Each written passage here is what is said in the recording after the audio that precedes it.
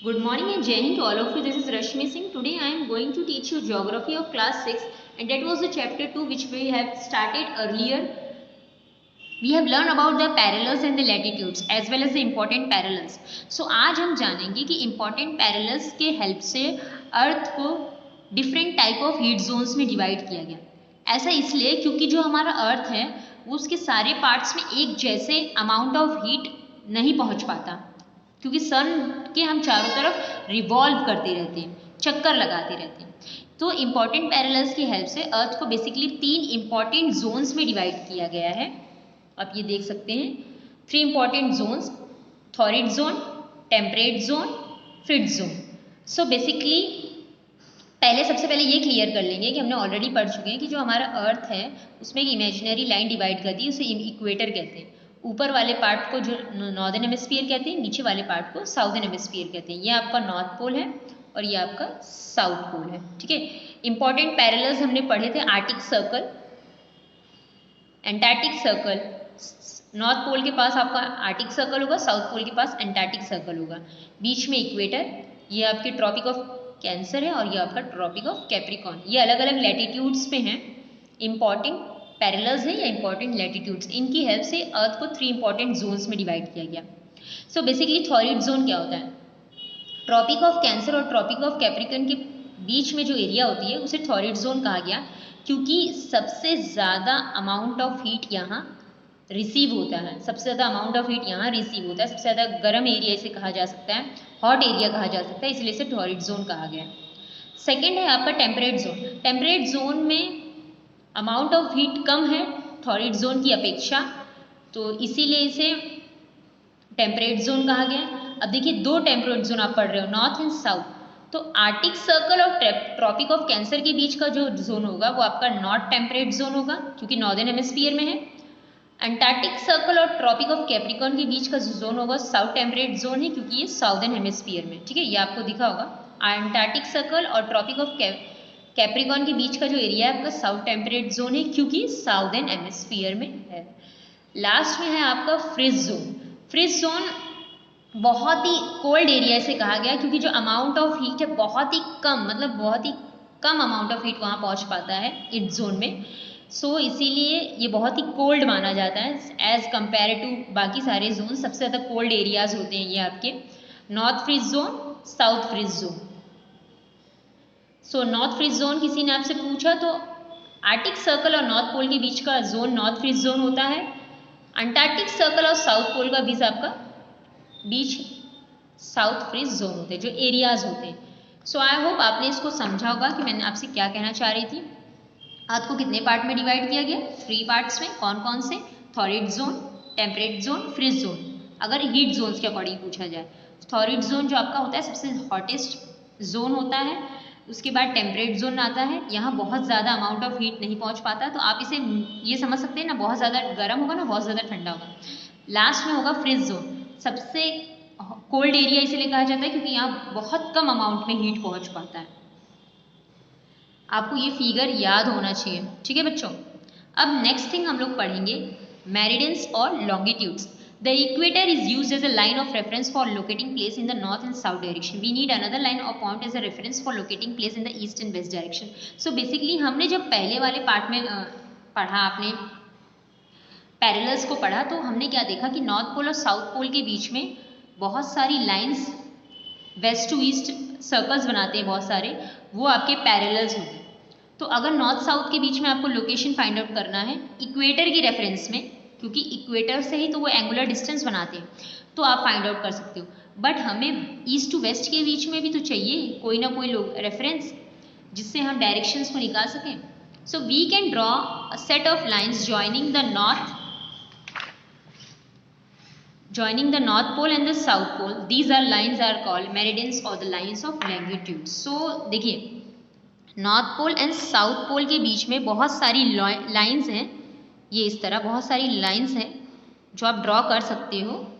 इन्हीं को मेरिडियंस या लाइंस ऑफ लॉन्गिट्यूड्स कहा जाता है. क्या कहा जाता है? मेरिडियंस या लाइंस ऑफ लॉन्गिट्यूड्स कहा जाता है. अब in 1984 some centuries mutually agreed to fix a Greenwich, a place few kilometer east of London in UK, as a starting point for the meridians, and the meridians which pass through Greenwich has taken a prime meridian. So basically 1884 में कुछ countries ने ये माना कि जो London, United kingdom में London है, वहाँ का एक एरिया है ग्रीनविच जिसका नाम दिया है, वहाँ से कुछ किलोमीटर ईस्ट में, मतलब लंदन के ईस्ट से कुछ किलोमीटर ग्रीनविच है, वहाँ उसे मेरिडियंस की स्टार्टिंग पॉइंट मानी गई है, और वहाँ से आपका कौन सा प्राइम मेरिडियन पास होता है, एकदम स्ट्रेट लाइन जब हम लोग ने यहाँ पढ़ा था, ये देखिए, ये जो आपकी रेड कलर की लाइन नहीं दिख रही है, ये पूरी, यही आपका क्या है, प्राइम मेरिडियन है, ये आपका प्राइम मेरिडियन है। जैसे हम इक्वेटर की हेल्प से लैटिट्यूड्स फाइंड आउट करते थे, वैसे ही हम प्राइम मेरिडियन के रेफरेंस से लॉन्गिट्यूड्स फाइंड आउट कर सकते हैं। कैसे, ये देखते हैं। The distance of place east or west of the prime meridian is measured as an angle. This angle is the longitude of that place. The longitude of place is the distance of place east to west of the prime meridian, measured as an angle whose vertex is at the center of the earth. देखिए, अभी तक हम क्या करते थे, इसको अपना centre मानते थे, और यहाँ से अगर कोई भी पॉइंट आपको लैटिट्यूड निकालना है तो आप इनके और इसके बीच का जो डिस्टेंस होता था उसे आप कहते थे लैटिट्यूड। ठीक है, अब लॉन्गिट्यूड में भी हमें ऐसे ही करना है। लॉन्गिट्यूड में जैसे हमें इस पॉइंट की डायरेक्शन निकाली, आपने ऐसे किया, ये आपका रेफरेंस हो गया, प्राइम मेरिडियन आपका रेफरेंस हो गया, और ये जो एंगल होगा वही आपका लॉन्गिट्यूड होगा। तो सेम लैटिट्यूड की तरह लॉन्गिट्यूड भी डिग्रीज में निकाला जाता है। आपने समझा? अगर हमने किसी ने हमसे पूछा कि लैटिट्यूड की वैल्यू निकालने के लिए हम किसको रेफरेंस लेंगे, तो हम इक्वेटर को रेफरेंस लेंगे। इक्वेटर जो इमेजिनरी लाइन है, जब लॉन्गिट्यूड की वैल्यू निकालनी हो तो हम किसे रेफरेंस लेंगे, प्राइम मेरिडियन को। प्राइम मेरिडियन जो कि ग्रीनविच से पास होता है, ग्रीनविच यूनाइटेड किंगडम के लंदन शहर में का ईस्ट पार्ट है। ठीक है, the longitude of a place is always expressed in degrees, the prime meridian is starting and marked as 0 degree. देखिए, जब हमने इक्वेटर को मेन माना तो हमने ये कहा कि आपका इक्वेटर 0 डिग्री होगा, उसके ऊपर से नॉर्थ पोल तक आपके 90 डिग्रीज और नीचे से सेम वैसे हमारे मेरिडियंस में भी होते हैं। प्राइम मेरिडियन हमारा कितना डिग्री होगा, 0 डिग्री, और यहाँ से लेके, क्योंकि आपके जो लॉन्गिट्यूड्स होते हैं वो हमेशा सेमी सर्कल्स बनाते हैं, तो यहाँ तक समझ लीजिए 0, 10, 20, 90 ऐसे आप यहाँ तक क्या आ जाएगा, जो ये वाली लाइन यहाँ आ जाएगी वो आ जाएगी 180 डिग्री, और सेम ऐसे 180 डिग्री यहाँ भी। तो ये आपका 180 डिग्री, ये आपका 180 डिग्री हो जाएगा ईस्ट, ये आपका 180 डिग्री हो जाएगा वेस्ट। एंड एक चीज़ और इम्पॉर्टेंट वन, लॉन्गिट्यूड्स को मेजर किया जाता है क्रोनोमीटर से। किससे मेजर किया जाता है, क्रोनोमीटर से। या आप यहाँ देख के समझ सकते हैं। सो बेसिकली लॉन्गिट्यूड्स में जो प्राइम मेरिडियन होता है वो आपका 0 डिग्री होता है, जो मेन आपकी प्राइम मेरिडियन होगी 0 डिग्री होगी। उसके बाद there are 180 meridian towards the east of the prime meridian and 180 towards the west of the. तो जो आपकी प्राइम मेरिडियन लाइंस हैं वहाँ से लेके ईस्ट डायरेक्शन में 180 होंगे और वेस्ट में भी 180। तो अगर टोटल नंबर ऑफ मेरिडियंस किसी ने पूछा ऑन द ग्लोब तो कितने होंगे, 360। 180 डिग्री ईस्ट, 180 डिग्री वेस्ट तक पूरे सेम लाइंस होती हैं। बस लॉन्गिट्यूड में ये डिफरेंस होता है बच्चों, पैरेलल्स जो होते हैं वो कहीं एक दूसरे को टच नहीं करते, जबकि लॉन्गिट्यूड्स होते हैं वो आपके नॉर्थ पोल और साउथ पोल में जाकर टच हो जाते हैं। देख रहे हैं, ये जितने भी आप लॉन्गिट्यूड्स देखेंगे ये नॉर्थ पोल और साउथ पोल में जाके कन्वर्ज हो जाते हैं, जाके एक दूसरे से टच करते हैं। तो जब एक दूसरे से टच करेंगे तो इनके बीच का जो डिस्टेंस रहेगा वो हमेशा सेम नहीं रहेगा, जबकि लैटिट्यूड में उनके बीच का जो डिस्टेंस था 111 किलोमीटर्स, 1 डिग्री के बीच का डिस्टेंस सब में सेम था, क्योंकि वो एक दूसरे को कहीं टच ही नहीं करते, वो तो पैरेलल्स होते हैं। जबकि जो आपके मेरिडियंस होते हैं वो नॉर्थ पोल और साउथ पोल पे जाके एक दूसरे को टच कर देते हैं, कन्वर्ज करते हैं। या तो आप यहाँ देख लीजिए, ये देखिए नॉर्थ पोल और साउथ पोल पे आपके जाके टच कर रहे हैं ना, तो यहाँ तो इनकी डिस्टेंस अलग होगी और यहाँ पहुँचते पहुँचते इनकी डिस्टेंस कम हो जाएगी। सो जो इंपॉर्टेंट कैरेक्टरिस्टिक्स दिए गए हैं, क्या कहा गया कि length of the all the meridians is as same as each one of the semi circle. तो इनकी लेंथ तो हर जगह एक ही है, लेंथ क्योंकि पूरा सर्कल है तो लेंथ इनकी जगह एक ही है। Any two opposite meridians which can take together form a complete circle which is a great circle. तो अगर दो मेरिडियंस को लिया जाए, एक मेरिडियंस आपका इस साइड से लिया जाए ऐसे और एक मेरिडियंस इस साइड से, तो ये एक ग्रेट सर्कल बनाएंगे कि नहीं।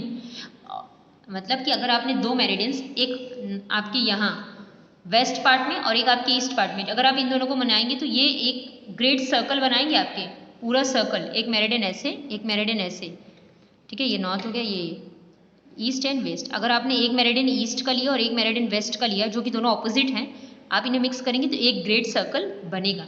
जबकि लॉन्गिट्यूड्स जो होते हैं वो हमेशा सिर्फ सेमी सर्कल्स बनाते हैं, नॉट टू साउथ। और जो हमारे लैटिट्यूड्स है वो पूरा वेस्ट टू ईस्ट घूमते हैं, इसलिए वो पूरा कंप्लीट सर्कल बनाते हैं। अब मैंने ये कहा था कि क्योंकि ये यहाँ जाके तो एक दूसरे को टच कर देते हैं, तो अगर आपसे किसी ने पूछा कि लैटिट्यूड्स के बीच लॉन्गिट्यूड्स के बीच का डिस्टेंस, तो बच्चों लॉन्गिट्यूड्स जो होते हैं इक्वेटर के पास इनके बीच का डिस्टेंस 111 किलोमीटर्स होगा, जबकि पोल्स के पास कितना होगा 0 किलोमीटर, क्योंकि पोल्स पे तो जाके एक दूसरे को टच कर दे रहे हैं। पोल्स पे कहाँ एक दूसरे से दूर रहते हैं, पोल्स पे तो एक दूसरे को टच कर दे रहे हैं, तो वहाँ तो इनके बीच का डिस्टेंस 0 किलोमीटर रहेगा। बट अगर किसी ने पूछा कि आपसे इक्वेटर पे कितना है इनके बीच का डिस्टेंस, तो 101 किलोमीटर, और किसी ने पोल्स पे पूछा तो 0 किलोमीटर। किसके लॉन्गिट्यूड्स के, इसलिए क्योंकि लॉन्गिट्यूड्स हमारे नॉर्थ पोल और साउथ पोल में जाकर एक दूसरे से कन्वर्ज कर लेते हैं, टच कर लेते हैं। आई होप आपको समझ में आ गया होगा। अगर किसी ने पूछा कि नंबर ऑफ मेरिडियंस कितने होते हैं, तो 360, 180 ईस्ट 180 वेस्ट, तो दोनों को मिला के आपके 360 हो जाएंगे। प्राइम मेरिडियन की हमेशा 0 डिग्री वैल्यू होती है। उसके अलावा सबसे ज़्यादा इनके डिस्टेंस इक्वेटर के पास होता है, लॉन्गिट्यूड के बीच का जो सबसे ज़्यादा डिस्टेंस होता है इक्वेटर के पास 111 किलोमीटर। बट जैसे जैसे ये पोल्स के पास पहुँचते हैं तो इनकी डिस्टेंस 0 किलोमीटर, क्योंकि एक दूसरे को जाके वहीं टच कर देते हैं। पोल्स पे इनकी वैल्यू 0 किलोमीटर हो जाएगी। अब नेक्स्ट पार्ट में हम आपको लॉन्गिट्यूड एंड टाइम पढ़ाएंगे, local time and time zones. Thank you so much. जय हिंद।